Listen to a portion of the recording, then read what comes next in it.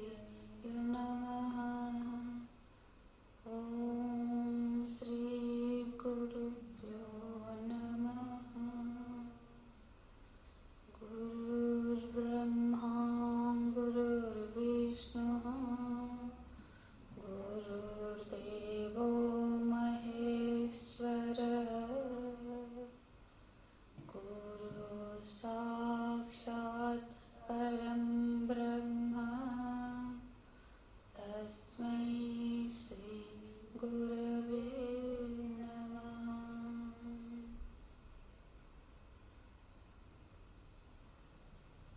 सदाशिवसमारम्भां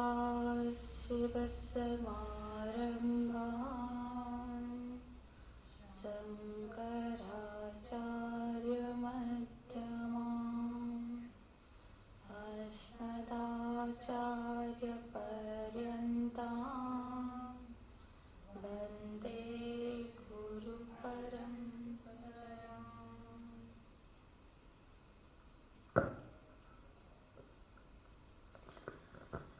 आप्यायन्तु ममङ्गानि वाक्प्राणश्चक्षुः श्रोत्रमतो बलमिन्द्रियाणि च सर्वाणि सर्वं ब्रह्मोपनिषदं माहं ब्रह्म निराकुर्याम् मा ब्रह्म निराकरो अनिराकरणमस्तु निराकरणं मे अस्तु तदात्मनि निरते य उपनिषत्सु धर्माः ते मयि सन्तु ॐ शान्ति शान्ति शान्तिः।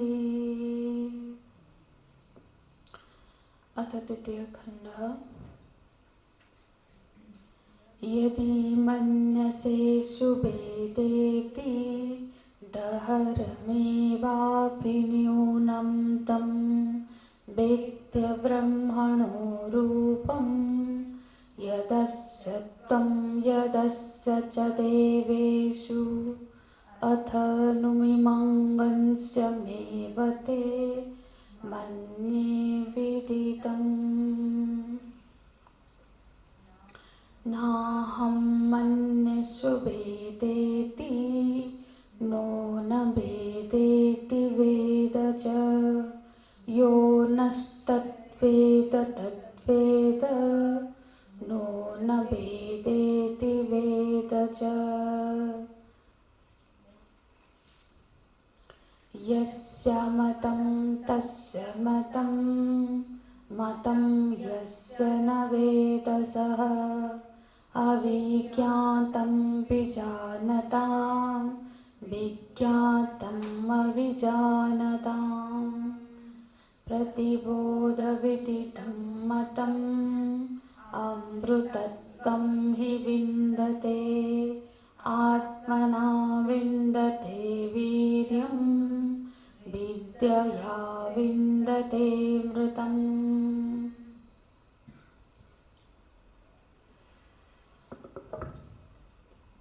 पृष्ठ नंबर 78 भाष्य देखेंगे। सर्वे प्रत्यया विषयी भवन्ति यस्य स आत्मा। इस मंत्र के भाष्य में भगवान भाष्यकार आत्मा के बारे में बड़ी विस्तृत चर्चा करते हैं। इस भाष्य में, क्योंकि हम इस भाष्य के हर पंक्ति को इसलिए देख रहे हैं क्योंकि इस भाष्य में भगवान भाष्यकार ने एक तो अद्वैत वेदांत के मत में आत्मा का स्वरूप कैसा है, क्या है, उसका प्रतिपादन करते हैं। साथ ही साथ जो दूसरे दर्शन है, न्याय दर्शन, वैशेषिक, सांख्य आदि अनेक दर्शन है, 9 दर्शन, उन दर्शनों में आत्मा को किस तरह से आत्मा का स्वरूप का वर्णन है वो भी प्रतिपादन करते हैं, और साथ ही साथ उस मान्यता में क्या दोष है उसको भी प्रश्न और उत्तर के माध्यम में दर्शाते हैं। तो इसकी जो हम चर्चा पूर्णतः समय लेकर कर रहे हैं, क्योंकि जब हम हर दर्शन में आत्मा का क्या स्वरूप है चर्चा करते हैं, अब हम लोग ऐसा नहीं है कि सच में ये तो सही है, हम अद्वैत वेदांत के साधक है, अध्ययन कर रहे हैं, पर हमारी भी बुद्धि अभी पूरे अद्वैत वेदांत में स्थित नहीं हुई है। हम अपना परीक्षण करेंगे कि ये दर्शन में से किस दर्शन के धरातल पर आज मेरी बुद्धि स्वीकार कर रही है, क्योंकि ये जो दर्शन भी एक क्रमिक उत्थान की प्रगति है। तो फिर क्या होगा, जो मान्यता हमारी अभी बुद्धि स्वीकार कर रही है उसमें क्या क्या दोष है वो भी समझ में आ जाएगा, और किस तरह से अद्वैत वेदांत का प्रतिपादन सही है वो भी समझ में आ जाएगा। इसलिए ये बड़े महत्व का भाष्य है। तो हम आज आत्मा के कुछ दर्शन ही, एक आध दर्शन ही देखेंगे, फिर आगे की कक्षा में देखेंगे। तो अब यहाँ पे बताते हैं अद्वैत वेदांत के मत में आत्मा का स्वरूप क्या है, मंत्र क्या है, प्रतिबोध विदितम मतम। प्रतिबोध विदितम, देखो इस मंत्र के आधार पर ही चर्चा हो रही है, क्योंकि आत्मा के बारे में जब हम चर्चा करते हैं या फिर व्याख्या करते हैं तो उसके कई सारे लक्षणों के आधार पर चर्चा हो सकती है। जैसे हमने तत्वबोध में जो क्या बहुत सारे लक्षण देखे, क्या अवस्थात्रय साक्षी के रूप में देखा, पंचकोश से अतीत, पंचकोशातीत की तरह से देखा। इस तरह से दूसरे वो डाइवर्ट नहीं होना, जब चर्चा करना है हमेशा एक ही बिंदु पर सारे दर्शनों को आधारित करके चर्चा करना है। तो यहाँ मंत्र है प्रतिबोध विदितम मतम।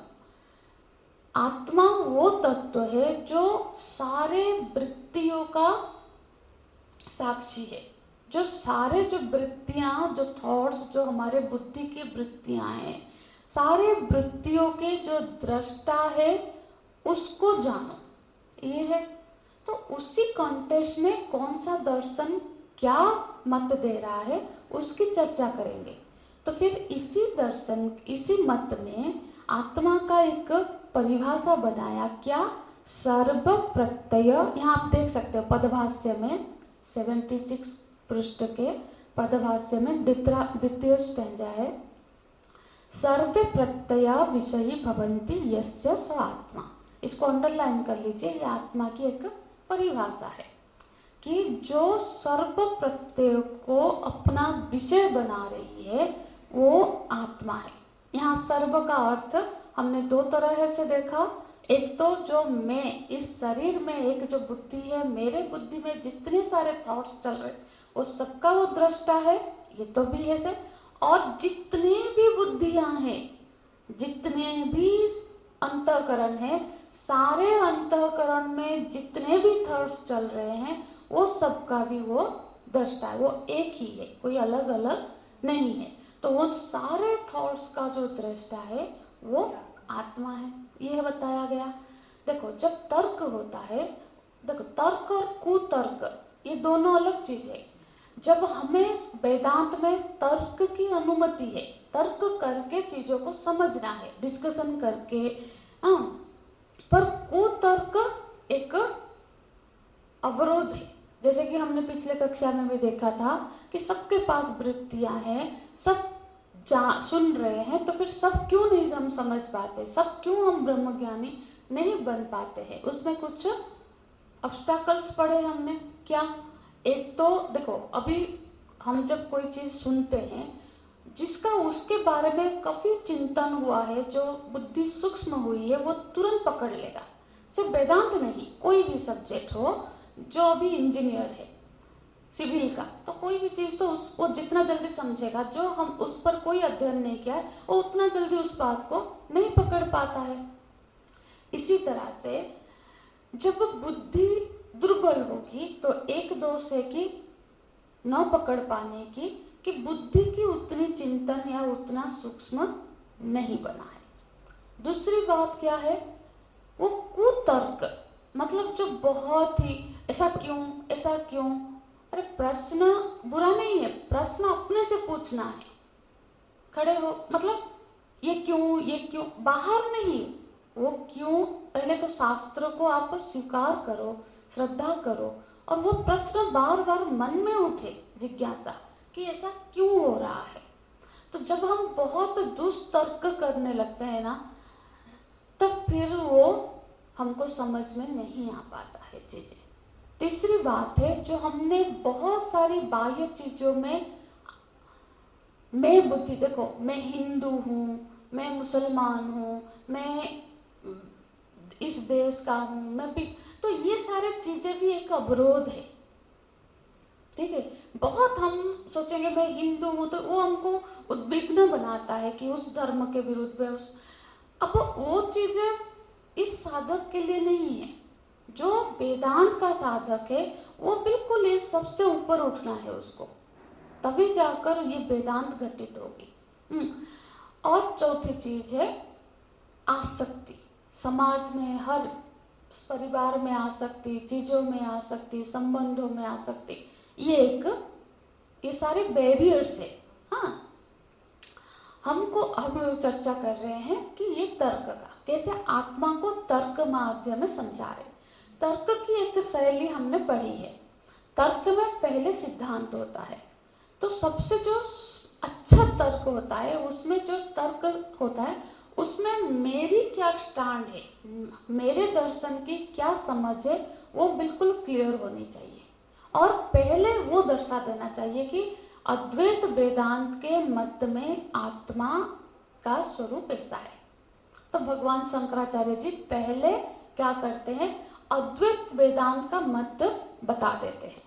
अब देखना कुछ लोग बहुत जो बेकार के डिस्कशन करेंगे ना, वो अरे तुम्हारा क्या मत है वो नहीं बताएंगे, उनका कोई क्लियर मत होता ही नहीं है, और वो जो बतेगा उसको काटेंगे। तो इसको हमने क्या पढ़ा था, ये वितंडा है, जहां मेरा कोई मत नहीं है और मैं तेरे मत को स्वीकार नहीं करूंगा। तो ऐसी जो स्थिति होती है वहां एक अध्ययन नहीं हो सकता। ठीक है, तो पहला चीज वही होना चाहिए कि मेरे इस अद्वैत वेदांत को यदि मैं अभी रिप्रेजेंट कर रही हूँ, तो अद्वैत वेदांत का क्या मत है इस कॉन्टेक्स्ट में, आत्मा के स्वरूप के बारे में, वो बिल्कुल मुझे क्लियर होना चाहिए यदि मैं किसी तर्क में मैं बैठ रही हूँ। ठीक है, दूसरी बात है, उस दर्शन के बारे में हमें तभी बोलना चाहिए, बोलने का अधिकार तब हो जब उस दर्शन का मत का भी क्लियर बोध हो, नहीं तो दूसरों को आरोपित या आक्षेप नहीं किया जा सकता। भगवान शंकराचार्य जी, आप उनके भाष्य और वगैरह देखें, हर दर्शन का बिल्कुल बखूबी उनको पता है। उनके दर्शन के ऊपर ही वो उनके जो सर्वोच्च प्रतिष्ठा होंगे ना, उनको भी परास्त कर सकते हैं। मतलब ऐसी उनके दर्शन के बारे में ज्ञान है। मैं यदि अभी सपोज मुसलमान संप्रदाय के बारे में बताऊं या तो मुझे पूर्ण जब कुरान में क्या लिखा है ज्ञान हो, तब मैं ऐसे दुष्ट ऐसे करना चाहिए। जब मुझे उसका कुछ पता नहीं है तो फिर उस तर्क में वितर्क में नहीं जाना चाहिए। तो तभी तर्क होगा जब एक तो मेरा जो मत है वो मुझे क्लियर हो, और जिस पर मैं प्रश्न उठा रहा हूं उनका मत का भी मुझे अच्छे से क्लियर हो। ठीक है, इस तरह की इस पृष्ठभूमि में ये तर्क हो रहा है। क्या पहले वो अद्वैत वेदांत की जो समझ है, जो निर्णय है, उसको क्लियर कर देते हैं। अद्वैत वेदांत के मत में तो पहला तो बात यह है कि वृत्तियां जानी जाती है। इसमें किसी को कोई डाउट है? पहले उन्होंने पूछ लिया, वृत्ति जो है थॉट से वो जानी जाती है या नहीं? बिल्कुल सभी बोलेंगे हाँ, क्योंकि ये अनुभव का विषय, हम जान पाते हैं कि मेरे मन में क्या विचार चल रहा है, किस तरह की सोच चल रही है, वो तो जानने में हमको असुविधा नहीं है। तो फिर उसके लिए कोई तर्क की जरूरत नहीं है, पहला क्लियर है। ठीक है, वृत्तियां जानी जाती है, यहाँ तक तो हमारी अनुभव है। जो वृत्तियां जानी जा रही है उसको जो जानने वाला है, वो जो दृष्टा है, वो आत्मा है। ये वेदांत का मतलब अद्वैत वेदांत का मत है। ठीक है, ये क्लियर है कि जो सारे वृत्तियों का जो साक्षी है वो आत्मा है। ठीक है, अब साक्षी में कंफ्यूज नहीं होना। साक्षी हमने तत्वबोध में पढ़ा है, फिर भी और एक बार बता देती हूँ, क्योंकि क्या होता है ना, बहुत बार बार सुनने से वो पृष्ठ होता है। और हम सब जो एक पाठी होंगे वो तो एक ही बार में समझ जाएंगे, पर जो हमारे जैसे बहुपाठी है, बार बार सुनकर याद रख सकते हैं। तो साक्षी माने, हमने पढ़ा था, साक्षी माने वो होता है जो उस घटना का हिस्सा नहीं होता। ठीक है, उससे तटस्थ होगा। अब साक्षी मतलब क्या, जो हम गवाह, सपोज जैसे स्थूल एग्जाम्पल में भी बताए कि जिसको हम सोचेंगे कि इसको गवाह बनाए, वो वादी या प्रतिवादी हो तो गवाह नहीं बन सकती। यदि कोई भी उस घटना का हिस्सा होगा, या तो वो वादी होगा या फिर प्रतिवादी होगा। तो वादी या प्रतिवादी कभी साक्षी या गवाह नहीं बनेगी, है ना। और उसका जो मत है वो निरपेक्ष होना चाहिए। मतलब ये मेरा मतलब उसके प्रति अपना अच्छा भाव हो, उसके प्रति ना हो, तो उन दोनों के न्याय में यदि मैं जाऊं तो मेरी जो मंतव्य होगी वो बायस्ड होगी, पक्षपातिता होगी, है ना। तो इस तरह से साक्षी वही हो सकता है, जैसे कि रास्ते में कोई झगड़ा हो रहा है, झगड़ा का एक वादी होगा, एक प्रतिवादी होगा, दोनों होंगे। जब कोर्ट में जाएंगे, अरे किसी को बुलाओ जिसने इनकी झगड़ा देखी है, तो ऐसा किसी को साक्षी के रूप में पकड़ के लाएंगे जो वहां उपस्थित तो था, उसको देखा तो है, पर जिसका इसके लेने देने से कोई पार्ट नहीं है ना। तो वही साक्षी हो सकता है, तभी जाकर उसका जो वक्तव्य होगा वो निरपेक्ष होगा। ठीक है, तो यही ठीक इसी तरह से उसी को हटाओ यहाँ पे, घटा के कि वो ना गलत एंगल में रख दिया है, वहां होगा, इसलिए बीच बीच में के कर रहा है। बस वो जो स्पीकर है ना करने वाले, स्पीकर को थोड़ा सा टिल्ट, स्पीकर को उधर को कर लीजिए, इसके डायरेक्शन में आ रहा, उधर रहता है। तो हम चर्चा कर रहे हैं कि उसी तरह से जो ये साक्षी की हम अभी आत्मा को साक्षी मान रहे हैं, इसका मतलब है कि वो आत्मा वो वृत्तियों का हिस्सा नहीं बनेगा। वो यदि उस वृत्तियों का हिस्सा होगा, विषय होगा, तो वो फिर साक्षी नहीं होगा। यही तो पहले बताया कि विदितम नहीं है वो। क्यों विदितम नहीं है? क्योंकि विदित तब होगा जब विषय वृत्ति का विषय बनेगा। तो वो वृत्ति का विषय नहीं बन रहा है, कहने का मतलब है वो दृष्टा है, वो साक्षी है, माने वो वृत्ति का पार्ट नहीं होगा, तभी तो साक्षी बन पाएगा ना। कोई भी चीज विषय भी बने और दृष्टा भी बने, वो नहीं हो सकता। समझ रहे ना? विषय मतलब जिसको हम जान रहे हैं, हाँ, और जो जानने वाला है, वो दोनों कभी एक हो सकते हैं क्या? नहीं हो सकते। तो वृत्ति का जो विषय होगा वो वृत्ति का दृष्टा नहीं हो सकता। तो ये साक्षी भाव पता चल रहा है, ठीक है। तो इस तरह से देखो, कभी कभी मेडिटेशन में, अब कोई कोई दर्शन में भी हम साक्षी भाव को देखो, अपने साक्षी को देखो। अरे साक्षी को कैसे देखोगे?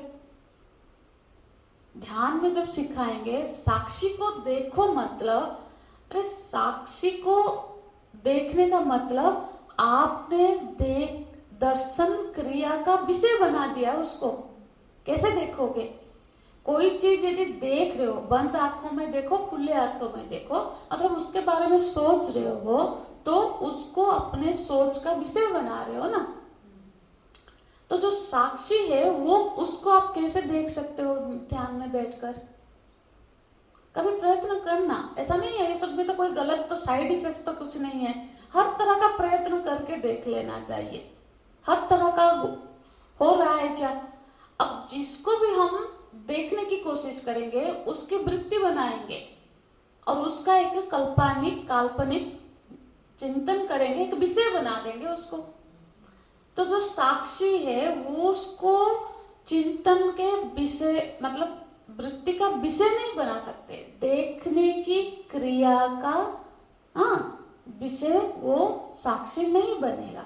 तो इसीलिए जो ये शब्द है ना, साक्षी को देखो, साक्षी को कैसे देखोगे, जिस चीज को देखोगे वो विषय बन गया है ना। यही तो प्रश्न है जिसके ऊपर हम इतनी चर्चा कर रहे हैं कि वो तो जाना नहीं जा सकता, उसको कैसे जाने, तभी बोल रहे हैं प्रतिबोध विदितम। इसीलिए अपने वृत्तियों को देख देख के वृत्ति के दृष्टा तक जाना है, ठीक है, वो भूलना नहीं। हाँ, अब जो चर्चा हो रही है, ठीक है, ये साक्षी है, ऐसा हो गया। तो इतना पकड़ में आ रहा है। तो जो अब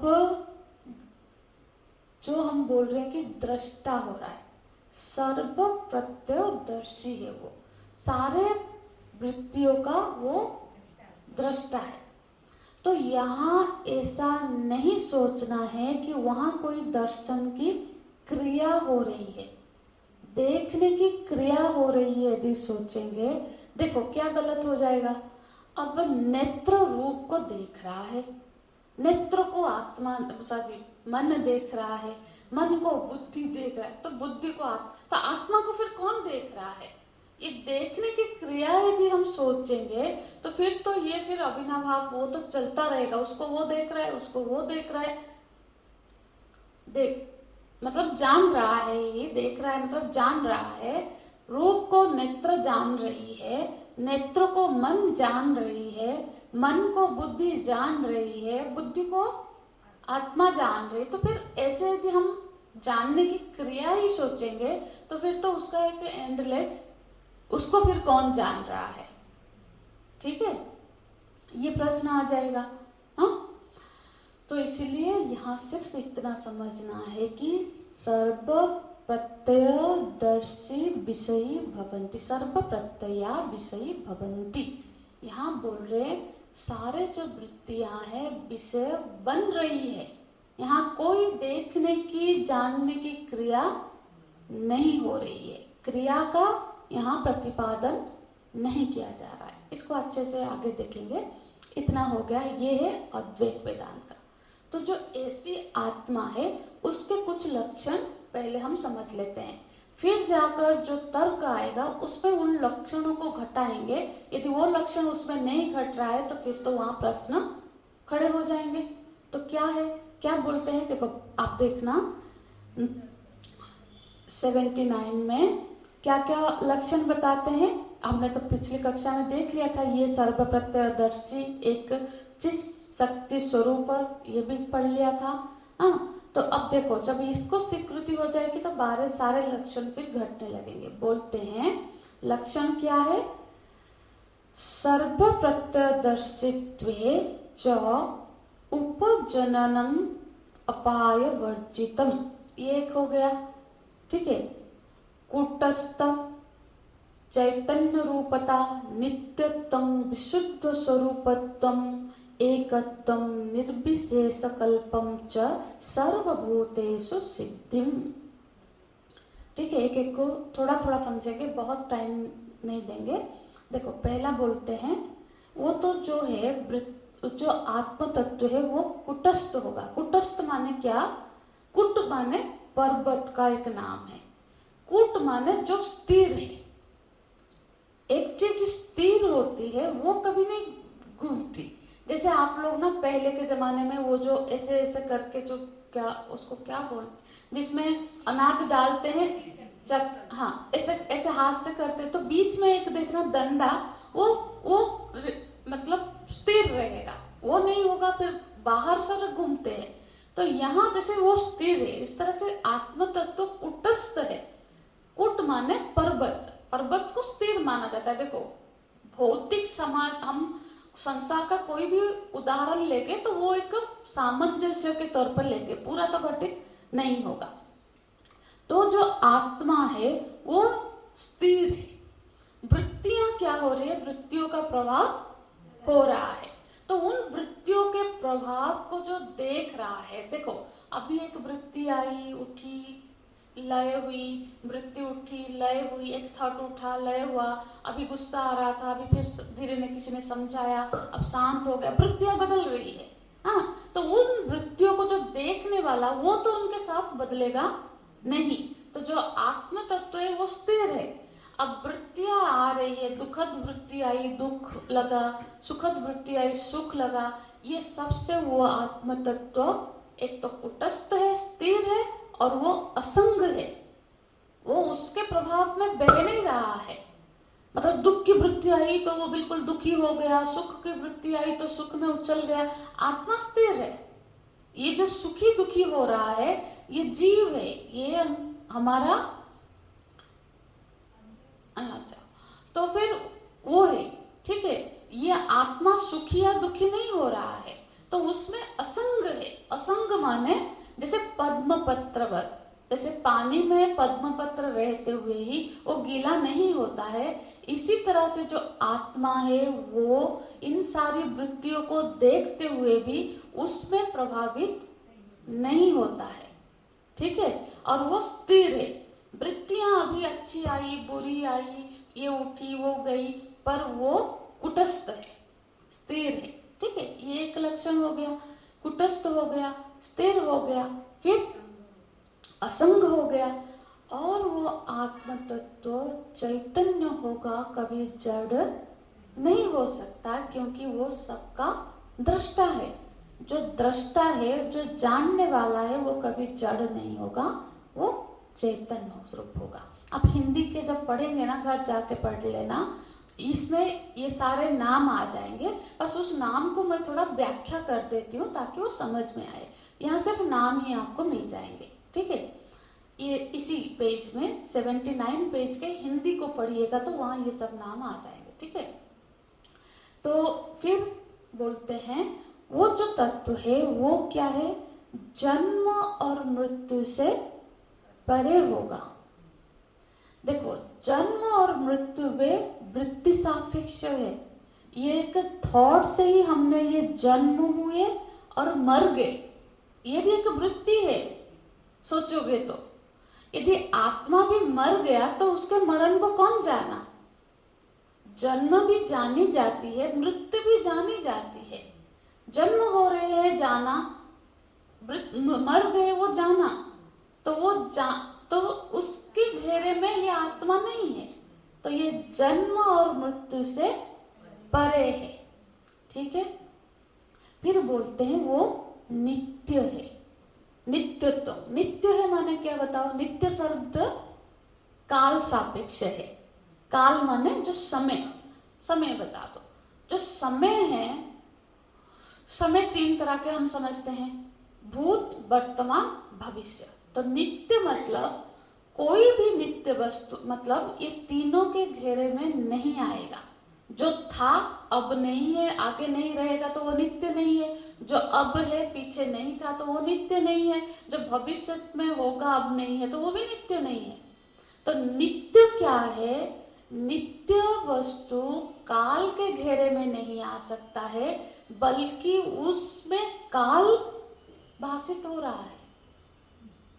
इस परिभाषा थोड़ा समझो नित्य की। नित्य मतलब उसका कभी त्रिकाल अबाधितत्व, जो तीनों कालों में बाधित नहीं होता है। जो हमेशा था, अब है, हमेशा रहेगा, ऐसी वस्तु भूत, वर्तमान, भविष्य के घेरे में नहीं आएगा। काल माने क्या बताओ तो? काल बोले तो क्या समझते हैं हम, बताओ? समय। समय माने क्या? कभी इस पर सोचना। हम जो बोलते हैं समय है, समय माने क्या? देखो, काल कोई प्रत्यक्ष दिखने वाली वस्तु तो है नहीं। किसने समय को काल को देखा है? घड़ी समय नहीं है, ये तो हमने अपनी गणना के लिए एक इंस्ट्रूमेंट बनाई हुई है। देखो, काल मतलब काल की एक परिभाषा है वेदांत में, कालो नाम क्रम संवित।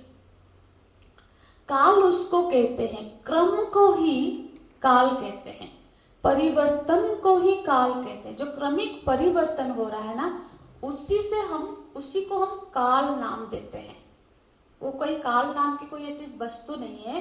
देखो, परिवर्तन कहाँ होगी? द्रव्य में होगी। द्रव्य माने चीज। किसी भी चीज में कोई परिवर्तन देख के हम बताएंगे कि इतना समय हो गया।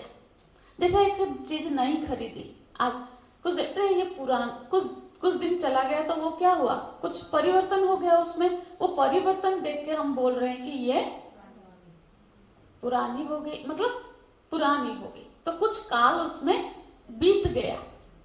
अब समय देखो, अभी हो गया 12:10। ये जो सुई थी, हाँ, हम जब शुरू किए तो 11:30 में था, अब वहां तक चले गए मिनट सुई।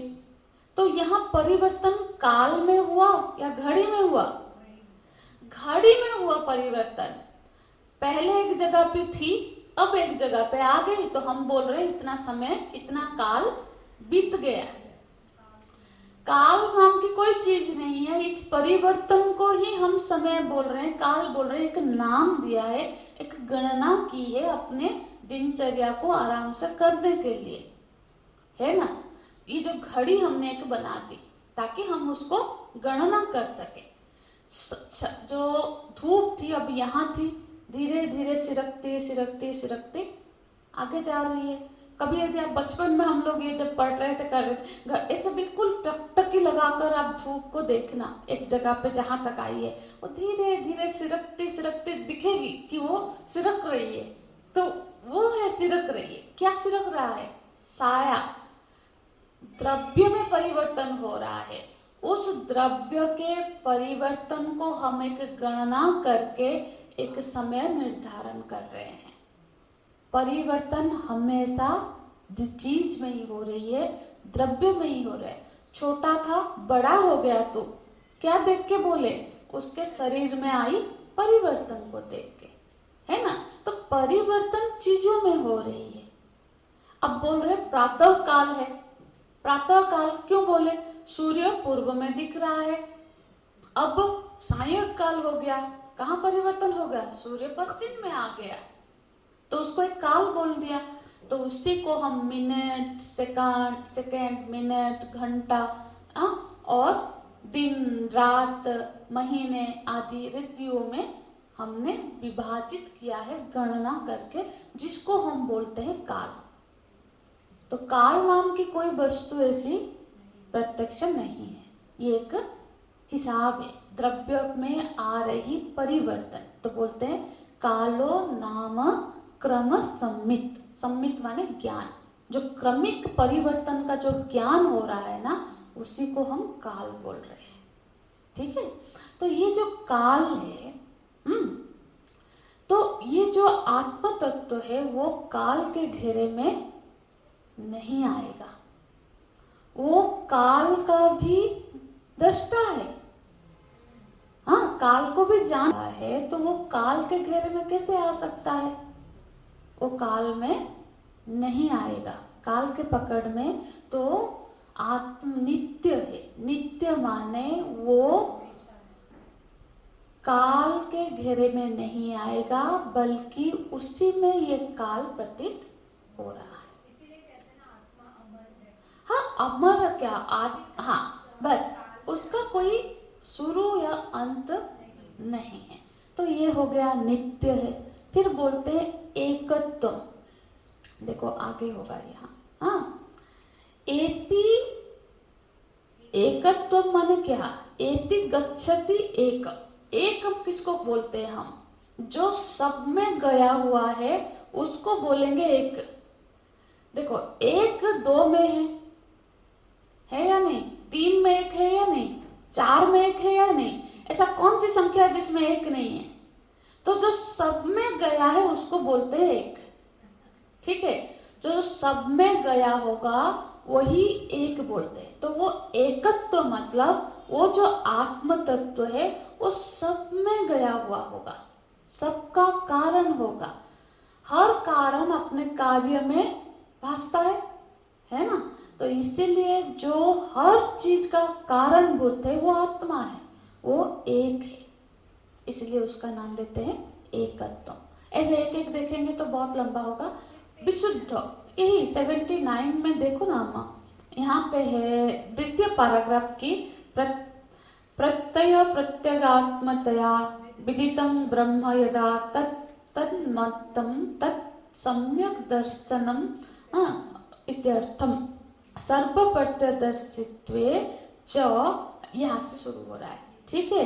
उपजननम जन्म मृत्यु रहितम हो गया, एकत्वम नित्यत्वम, विशुद्ध स्वरूप, ये सारा यहाँ है। सेकंड पैराग्राफ का हिंदी में पढ़ लेना, उसको फिर संस्कृत में देख लेना। हाँ, विशुद्ध स्वरूप है। विशुद्ध इसको बोलेंगे जो जिसमें कुछ मिलावट ना हो, वो हमेशा शुद्ध हो। देखो दो चीज मिल गए मतलब फिर उसको हम शुद्ध नहीं बोलेंगे। विशुद्ध मतलब उसमें कुछ भी मिला हुआ ना हो। देखो पानी में यदि दूध मिल जाएगा तो फिर हम उसको शुद्ध नहीं बोलेंगे, भले दूध इतना अच्छा चीज है फिर भी उसको शुद्ध बोलेंगे क्या? पानी पिएंगे, अरे ये तो दो ड्रॉप दूध गिर गया, तो वो शुद्ध पानी फिर नहीं रहा। तो कोई भी चीज शुद्ध तेल है मतलब इसमें कोई मिलावट नहीं हुई है। तो आत्मा विशुद्ध है मतलब उसमें कोई भी मिलावट नहीं है, कोई चीज की उसमें सम्मिश्रण नहीं हुई है। इस तरह से आप उसका हिंदी खुद भी देख लीजिएगा, फिर आगे इसी को शुद्ध करने एक एग्जाम्पल देते हैं। यहाँ आप लिख सकते हैं, इन लक्षणों को लक्षण भेद भाव एकत्व को सिद्ध करते हैं इस लक्षण के भेद। देखो एक है माने अब हम सबके अंदर आत्मा एक ही है, पर हमको तो लगता है कि हम अनेक लगता है ना। तो फिर लक्षण भेदा, आत्मा का जो लक्षण बताया गया है उसमें यदि भेद, देखो यहाँ एक चीज है दूसरे जगह पे वही चीज अलग से है, तो फिर भेद हुआ तो दो हुए। हाँ, अब जैसे बोलते हैं आकाश, यहाँ देखो घटा गिरी गृहादिषु, जैसे घट में आकाश है, गिरी मतलब पर्वत की गुफा में भी आकाश है, घर में भी गृह में भी जो ये घटाकाश है, महाकाश है, ऐसा सारा आकाश का नाम दिया। ये गृह में भी आकाश, आकाश मतलब जो खाली स्पेस है, ठीक है। तो यहाँ घट में एक खाली स्पेस है, घर जो हमारा रूम है उसमें खाली स्पेस है, गिरी गुफा में भी एक खाली स्पेस है। तो ये जगह तो अलग अलग है, पर आकाश को कभी हम बोलते हैं कि अनेक है? एक ही बोलते हैं ना, आकाश खाली जगह है एक ही बोलते हैं या नहीं? क्यों? क्योंकि लक्षण, ये जो उसके जो सारे लक्षण है वो हर जगह पे सेम है। इसी तरह से आत्मा का जो अब सारे लक्षण हमने बताए वो सब में जो गया सब में एक है, इसलिए वो अनेक आत्मा नहीं, एक ही आत्मा है जो सारे अंतःकरण में प्रतिबिंबित हो रही है, ठीक है।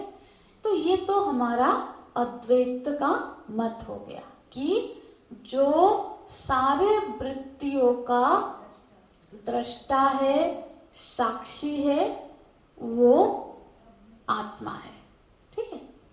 अब ये इस मत में प्रतिबोध विदितम में अब न्याय दर्शन पहले उठता है, खड़े होता है। न्याय दर्शन बोलता है उसकी क्या परिभाषा है? तो न्याय दर्शन का अब देखना 80 पेज के द्वितीय पैराग्राफ से न्याय दर्शन, पुनर्बोध क्रियाकर्ताति बोध क्रिया लक्षणेन तत्कर्तारं विजानन्ति बोध लक्षणेन विदितं प्रतिबोध विदितम् इति व्याख्यायते। वो क्या व्याख्या करते हैं? इसको बोलते हैं कि देखो ये जो आत्मा है, हाँ, ये जो बोले कि प्रतिबोध विदितम मतम, ये जो सारी वृत्तियां हैं इस वृत्तियों को जानी जा रही है, हम जान रहे हैं, जानने की क्रिया हो रही है। तो इस जानने की जब कोई भी क्रिया होती है तो क्रिया बिना कर्ता के नहीं होती है। कोई भी कार्य हो रहा है तो उसको करने वाला तो कोई होता है ना, तो वो बोलते हैं क्रिया बिना कार्य के नहीं होता। इसलिए इस जानने की क्रिया का जो करता है वो आत्मा है, और उसको जानने से अमृतत्वम विन्दति, वो अमृतत्व को जान लेता है, मतलब मोक्ष को प्राप्त हो जाता है। ये न्याय दर्शन का मत है कि जो वृत्ति को जानने की एक क्रिया हो रही है, कार्य हो रही है, और उस कार्य को जो करने वाला करता है वो आत्मा है, ये उनका मत। इसी को इस तरह से वो प्रतिबोध विदितम एक्सप्लेन कर रहे हैं। अब देखो उन्होंने क्या किया, आत्मा को कर्ता बना दिया, करने वाला बना दिया। गलत ही होगा, पर उस पर हम विचार होना चाहिए कैसे गलत है। देखो हम भी ऐसा नहीं सोच रहे हैं, ऐसा नहीं है, जानने की क्रिया हो रही है, हम भी हो सकता है यही सोच रहे हो। न्याय दर्शन कोई बाहर से आया हुआ चीज नहीं है, वो भी एक ग्रुप ऑफ हमारे जैसे ही लोग हैं जो उनकी सोच अब वहां उस लेवल पे है। हम भी ऐसा सोच सकते हैं, है ना, कि अब जानने की एक क्रिया तो हो रही है, जाना जा रहा है, तो कौन जान रहा है? जो जान रहा है वो आत्मा है, वो तो जानने की क्रिया वो कर रहा है ना, तो इसमें गलत क्या लग रहा है? तो कुछ प्रश्न उठाते हैं भगवान भाष्यकार कि देखो प्रश्न, यदि ऐसा हम मानेंगे कि आत्मा करता है, जानने की क्रिया हो रही है और आत्मा करता है, इसको भाष्य में आप भी पढ़ेंगे तो सारा आ जाएगा, तो इसमें क्या दोष आएगा?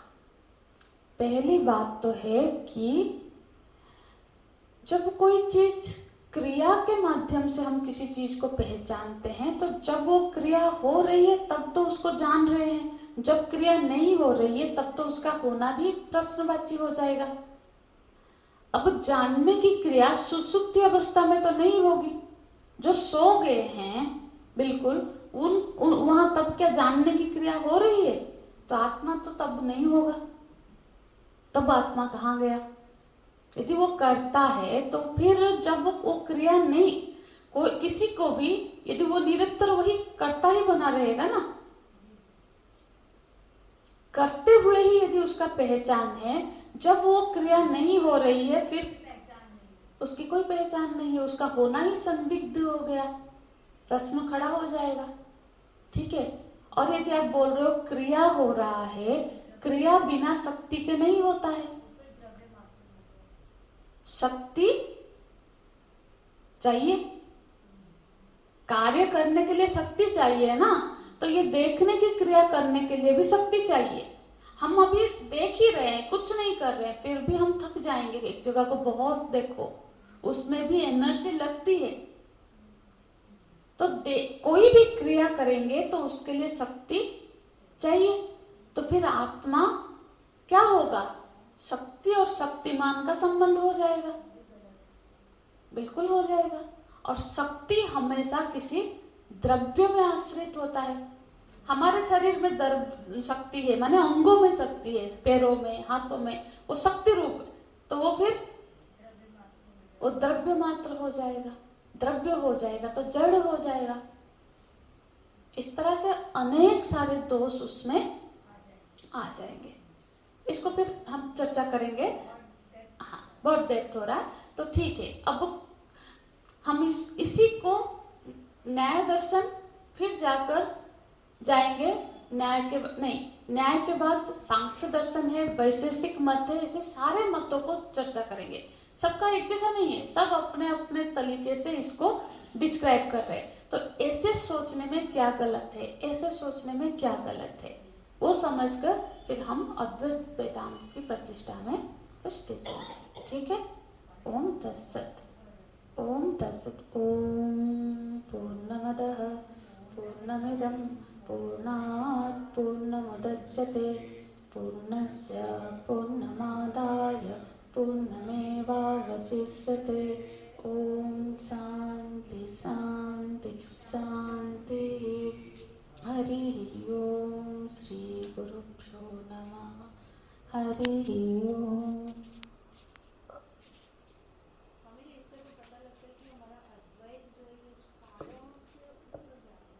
सभी इसीलिए तो सारे मत का खंडन किया है, इसीलिए इसका प्रतिपादन हुआ है। ऐसे ही परास्त किए सारे दर्शनों को। ऐसा नहीं कि दर्शन को अभी भी है और वो उसी को ही सच मानेंगे,